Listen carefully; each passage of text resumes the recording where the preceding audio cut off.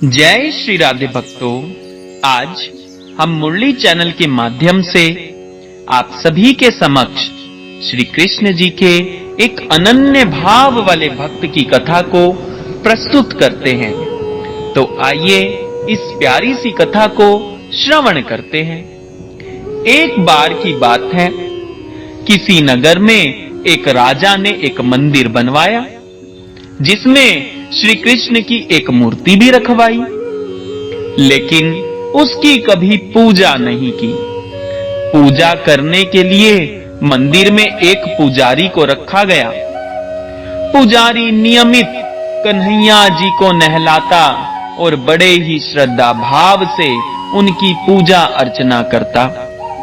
राजा भी रोज कान्हा जी के लिए एक फूलों की माला भेज देता था और जब वह दर्शन करने आता तो पुजारी उस माला को उतारकर राजा को पहना देता। ऐसा करते करते पुजारी की भी उम्र बीत चुकी थी। एक दिन किसी वजह से राजा नहीं आ सका तो उसने एक सेवक के हाथ मंदिर में माला पहुंचा दी और कहलवा दिया कि आज वह मंदिर नहीं आएगा, इसलिए पुजारी उसका इंतजार ना करे। इतना कहकर सेवक चला गया। पुजारी ने हमेशा की तरह कन्हैया जी को माला पहना दी, लेकिन जब शाम हुई तो पुजारी यह सोचने लगा, माला उतारकर किसे पहनाई जाए। उसने सोचा, क्यों न ये माला आज मैं ही पहन लूं। वैसे भी मेरी उम्र हो चली है, जीवन का क्या पता कब खत्म हो जाए। इतना सोचकर पुजारी ने माला उतारकर अपने गले में डाल ली, लेकिन इतने में ही सेवक आ गया और उसने बताया कि राजा की सवारी मंदिर में पहुंचने वाली है। कि सवारी आने की बात जब पुजारी ने सुनी तो वह डर गया। उसने सोचा कि अगर राजा ने उसे देख लिया तो वह तो मरवा ही डालेंगे। आनन फानन में पुजारी ने माला उतारकर वापस कन्हैया जी को पहना दी।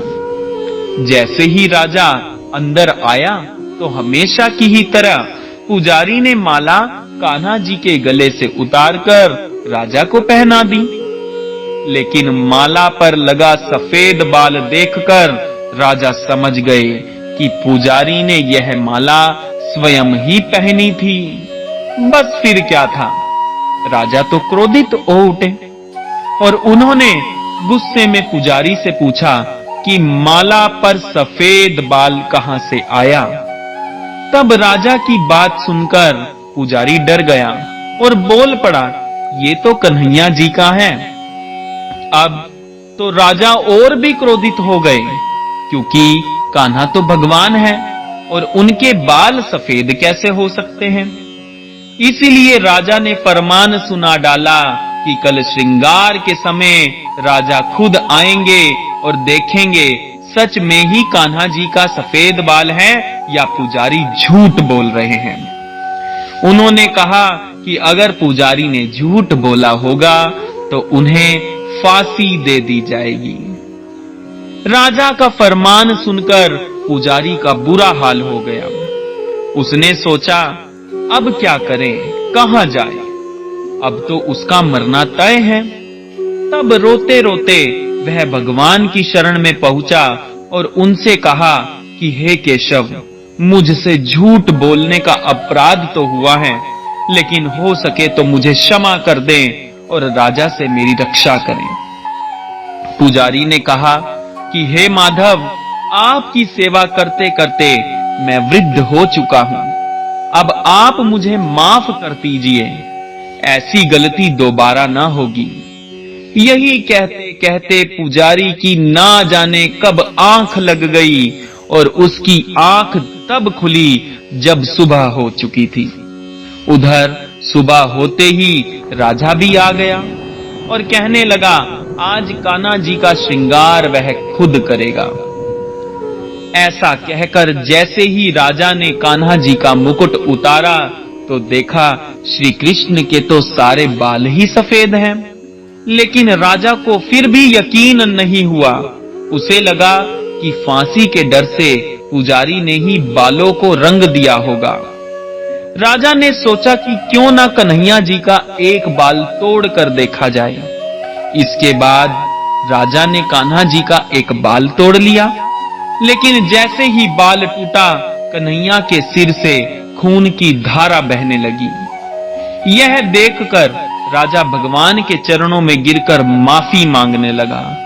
तभी श्री कृष्ण जी की मूर्ति से आवाज आई, हे राजन, तुमने मुझे केवल मूर्ति मात्र ही समझा, इसलिए आज से मैं तुम्हारे लिए केवल मूर्ति मात्र ही रहूंगा।